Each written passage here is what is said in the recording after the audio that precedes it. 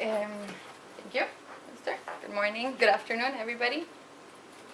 For those of you who were not here when I gave my icebreaker speech a couple of weeks ago, I mentioned that I joined the Toastmasters club because I would like to improve my communication skills, specifically when I talk about something personal, when I talk about something that passionates me or something that I care about.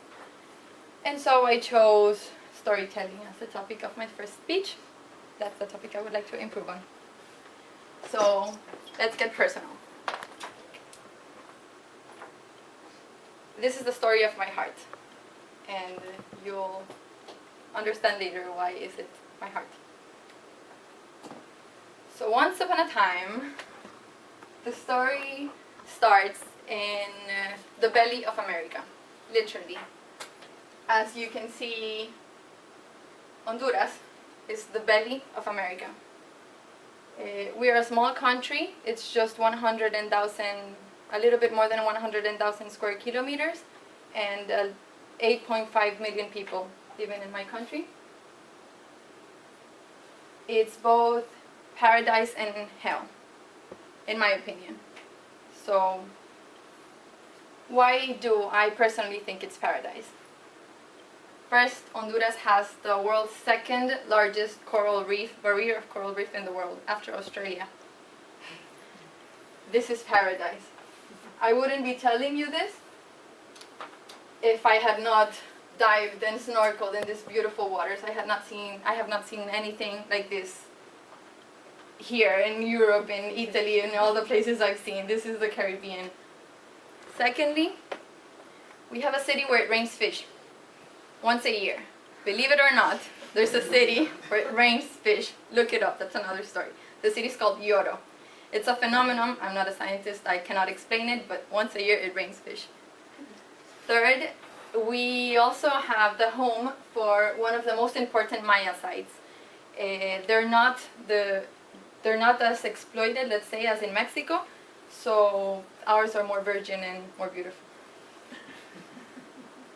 That's a picture of me in the Mayan sites. But it is also hell. We have a Gini coefficient that is higher than 50. This means that an index of 100 implies perfect inequality. We're one of the most unequal countries on the world. 70% of our population lives in poverty, and 44% of our population lives under extreme poverty.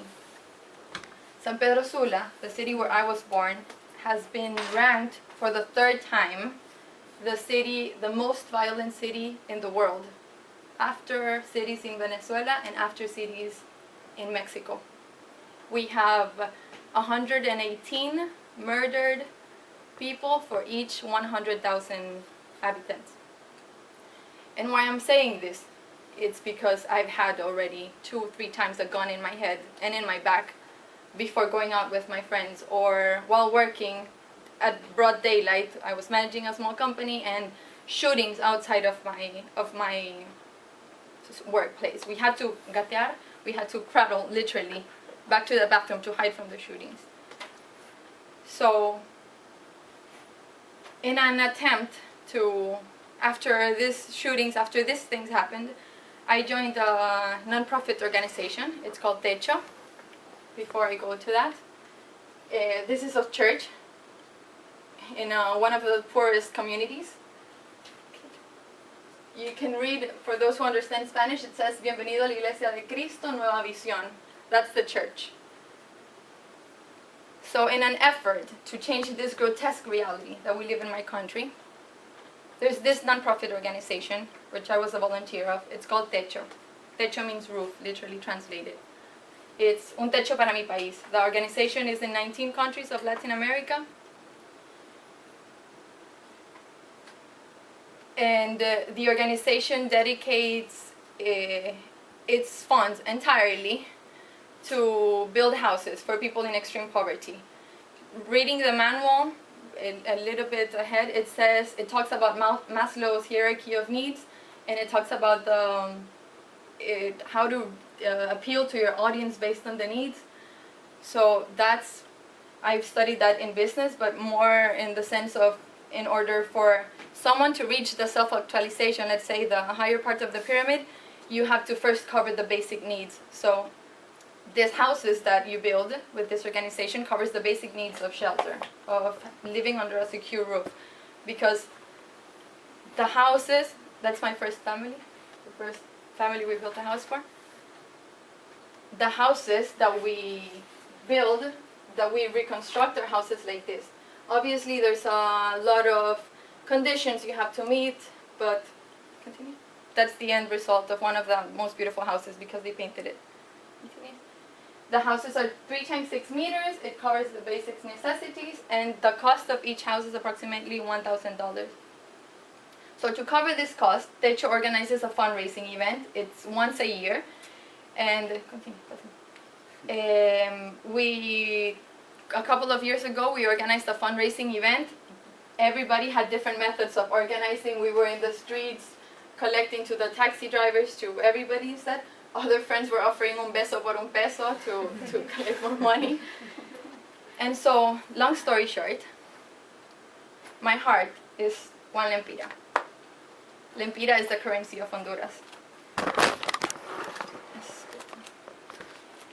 And so when I said the story of my heart, I meant this heart.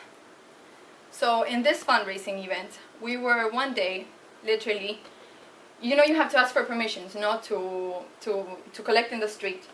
So one day, we were collecting, and then we had a corner assigned.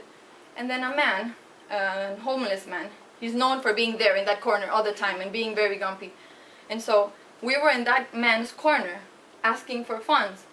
So he comes to me and he asks, "What are you collecting money for? What are you doing? This is my corner. Like, get away." He started complaining about that. And so I got nervous. I started explaining to him we were collecting funds for people in extreme poverty. How do you explain this to a man that's homeless? So in an effort to explain this to this man, at the end, I thought, I was nervous. I thought he was gonna come up with something to tell me. He asked me, "So you can build a house for me? I don't have a house." I explained why we couldn't just come and build a house for him. Long story short, he took everything at the end, everything he had from his pockets, which is 1 lempira. 1 lempira, $1 equivale, it's worth $21. This is all he had in his pockets. He made it a heart and he gave it to me. So this heart is a reminder of how literally often poor people are the most generous. And it's just a reminder that while I'm here in Rome, while I'm literally bitching about, sorry for the word, about my computer is not that big, my office space is not that, who knows, my salary, I'm a consultant, I'm earning a lot to be a single woman here. And so this heart and my wallet is a reminder of how I should not forget the struggle of these beautiful people in my country that have bigger necessities than all of us here. So don't forget it, and thank you.